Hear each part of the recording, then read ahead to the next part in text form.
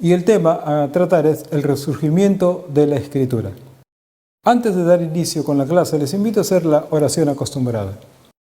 Padre bendito, Dios eterno, muchas gracias una vez más por este tiempo en el cual nos permite, Señor, nosotros realizar esta clase. Gracias porque tú has abierto puertas, tú nos has permitido, Señor, que esta escuela teológica esté ya encaminada. En el nombre de Jesús te pedimos tu presencia no nos falte en esta hora. Gracias, Señor, en el nombre de Jesús. Amén. Bien, estimados alumnos, entonces continuamos ya con la clase de resurgimiento de la Escritura, clase número 12. El resurgimiento de la Escritura en el cuarto milenio antes de Cristo significó el advenimiento de una tecnología fundamental para el desarrollo de los seres humanos en la faz de la Tierra. Al preservar sus pensamientos, técnicas y emociones en una serie de trazos, el hombre pudo acumular y producir conocimiento que más adelante daría lugar a la filosofía, la ciencia y las artes, y principalmente transmitir la revelación de Dios a los hombres. Lo que se sabe hoy es que entre los sumerios la escritura surgió de la necesidad de registrar bienes materiales y transacciones comerciales en tiempos administrados por sacerdotes. La escritura era parte central de la contabilidad del templo. Deberían ser registrados, por ejemplo, cuántas ovejas se proporcionaron a un pastor, cuántas jarras de semillas entregaron, cuánto material. Este recuento se realizó en tabletas de arcilla donde se dibujaron ciertos caracteres, figuras o signos como la jarra, una cabeza de toro, triángulos y números. Eran representados por estos dibujos. Al principio los dibujos solo tenían un significado específico, pero estas figuras o pictogramas han cambiado con el tiempo y se han transformado.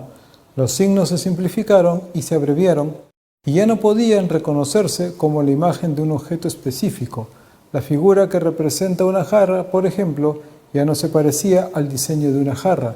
Los signos adquirieron significados más amplios, transformándose en ideogramas y se usaron para representar sonidos, que son fonogramas.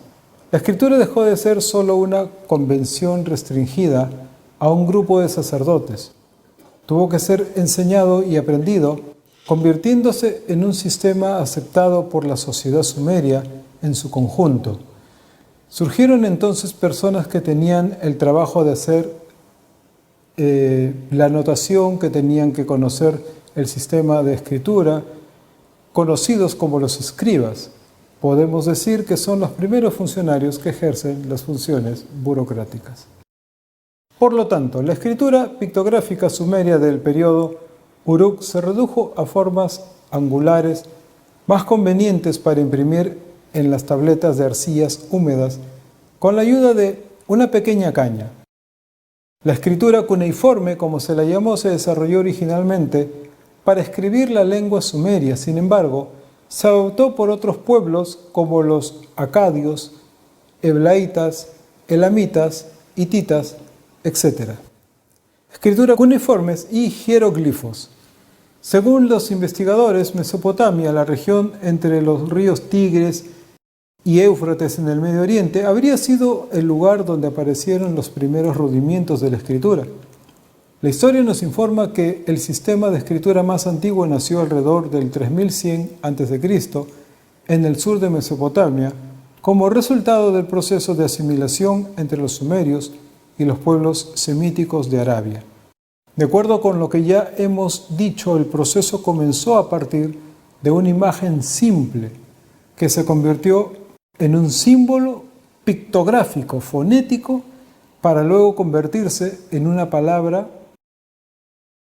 Ahora, según los hallazgos arqueológicos, las inscripciones más antiguas descubiertas hasta la fecha se han encontrado en Uruk, la actual ciudad de Warka, en el sur de Irak, y data del año 3300 a.C. Como los signos estaban formados por una caña o mango de madera que dejaba un contorno en forma de cuña, este tipo de escritura se llamaba cuneiforme, derivado del término latino cuneus, que significa cuña, utilizado para controlar los bienes que ingresan y salen de los palacios y templos mesopotámicos. La cuneiforme fue inicialmente una escritura pictográfica. La idea de un buey, por ejemplo, estaba representada por los signos que se parecían a la cabeza de este animal, mientras que el dibujo del sol aparecía en el horizonte significaba el día.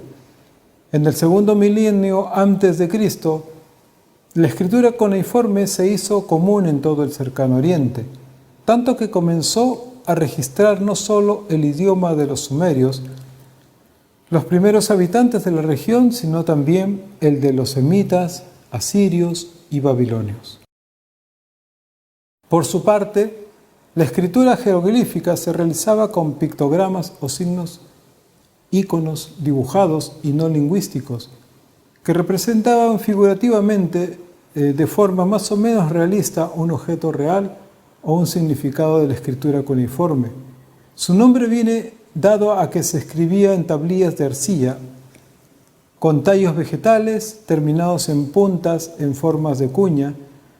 Se fecha que su aparición hacia el 3500 a.C. en la región de Mesopotamia. Por su parte, la escritura jeroglífica se ubica en Egipto unos 3600 años antes de Cristo.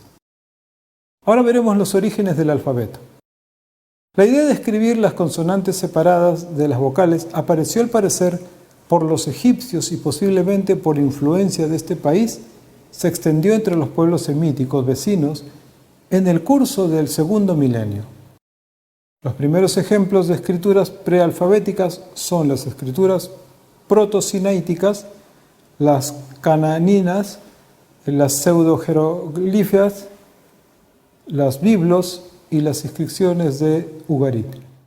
Cuando hablamos de la transición de la escritura ideográfica a la escritura alfabética, donde cada letra representa un sonido en un lenguaje de letras que se combinan para formar palabras, no deberíamos hablar de un descubrimiento, sino de un proceso evolutivo lento. Aunque no hay fechas precisas, hay rastros que indican que los primeros intentos de crear una nueva forma de escribir más rápida y fácil de aprender ocurrieron entre la gente de Ugarit, los de Siria, que desarrolló un alfabeto compuesto por 25 a 30 signos cuneiformes, y también entre una población de la costa siro-palestina, que vienen a ser los fenicios, que compusieron un alfabeto con 22 letras. Sin embargo, hay rastros de escritura alfabética antes del sistema desarrollado por estos pueblos. Esta escritura se llama proto-sinaítica. Los únicos ejemplos conocidos son unas 30 inscripciones que datan de 1500 a.C., encontradas en el templo de Sebarit el-Kadim en la península del Sinaí, una región donde vivió Moisés, el gran legislador del pueblo hebreo, y la fecha coincide en la que vivió Moisés. La escritura de Ugarit, descubierta en las ruinas de la ciudad de Ugarit, representa el comienzo del proceso de democratización del conocimiento. Se explica los sistemas que precedieron a esta forma de escritura, que usaban un signo para cada palabra o sílaba, lo que hacía necesaria una inmensa cantidad de signos accesibles solo para principiantes en esta técnica.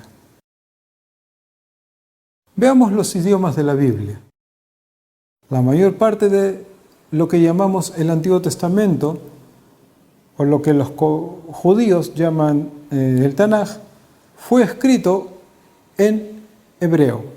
El hebreo es una antigua lengua semítica parecida a la ugarítica. Fue hasta el año 180 a.C. que esta lengua comenzó a ser llamada hebreo, ya que antes se le llamaba la lengua de Canaán o de Judá. El alfabeto hebreo consta de 22 letras, las cuales se usan en algunas porciones acrósticas de la Biblia, como el Salmo 119. Los antiguos textos hebreos fueron escritos sin vocales, como nosotros las conocemos. Y fue hasta mucho tiempo después que unos hombres llamados los masoretas, en el siglo VII después de Cristo, aproximadamente, incluyeron las vocales para facilitar la comprensión del texto. La mayor parte de lo que llamamos el Antiguo Testamento fue escrito, como decimos, en el hebreo. El pueblo judío, debido a su celo por preservar las revelaciones del único Dios, así en la historia del idioma hebreo, que es un idioma semítico, la familia de las lenguas afroasiáticas, es la crónica de miles de años. Cuando los hebreos llegaron a Canaán, según el relato bíblico, ya había en la tierra un cierto desarrollo literario, como por ejemplo el alfabeto fenicio, del que se deriva el hebreo, ya que existía en el siglo XV a.C. Los judíos llegaron ahí alrededor del siglo XIII. Un documento de esta época es el calendario Geser, que data aproximadamente de 1000 años antes de Cristo. Este calendario es el registro hebreo escrito más antiguo encontrado en Palestina. Fue descubierto en las excavaciones realizadas por Macalister en 1902 a 1905 y de 1907 a 1909. Es una indicación de fechas para uso de agricultores.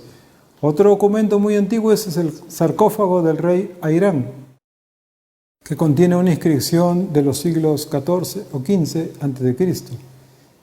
En Biblos también hay tablas encontradas en Ugarit en 1929, donde se escriben algunos poemas similares a los Salmos, que data de los siglos XIV o XV a.C. Casi todos los libros del Antiguo Testamento, los 39 libros, fueron escritos en hebreo, excepto algunos pasajes de Esdras, Jeremías y Daniel, que fueron escritos en arameo. El más extenso está en Daniel, que oscila entre capítulo 2, verso 4 y el 7, verso 28. El idioma hebreo se le llama en el Antiguo Testamento idioma de Canaán. Esto lo podemos ver en Isaías 19, 18. Y idioma judío o judaico en 2 Reyes 18, 26, 28. En Isaías 36, 13 también. Como en la mayoría de los idiomas, en la rama semítica el hebreo se lee de derecha a izquierda. Este alfabeto consta de 22 letras y todas consonantes. La escritura hebrea actual, llamada hebreo cuadrado, es una copia del arameo y entró en uso poco antes de nuestra era, en sustitución del hebreo arcaico. Los Targum lo llaman el lenguaje de Canaán, en Isaías 19, 18, y el Antiguo Testamento se llama judío, Isaías 36, 13. El arameo es un lenguaje muy parecido al hebreo. Las porciones de la Biblia que fueron escritas en ese idioma son las siguientes: Daniel 2.4, 7.28, Esdras 4.8, 6.18, 7.12 al 26, Jeremías 10.11. El arameo era el lenguaje de los asirios, quienes tenían su capital en Nínive. Mientras más crecía el imperio asirio, el arameo se convirtió en el lenguaje del comercio.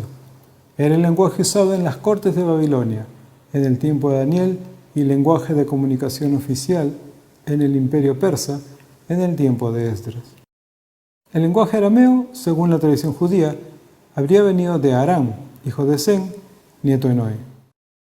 Aram era el padre de la antigua civilización de los arameos que hablaban arameo. El idioma arameo, juntos con el acadio, árabe y fenicio, constituyen la familia lingüística semítica de los habitantes de las tribus nómadas de Mesopotamia y en todo el Medio Oriente.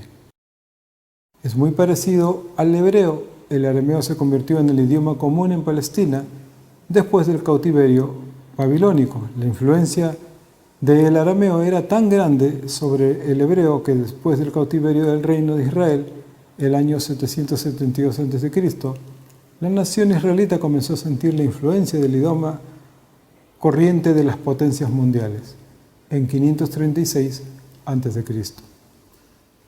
Cuando Israel comenzó a regresar del exilio, ya había adoptado el arameo como idioma nacional. Encontramos algunas palabras arameas ya presentes en el Nuevo Testamento.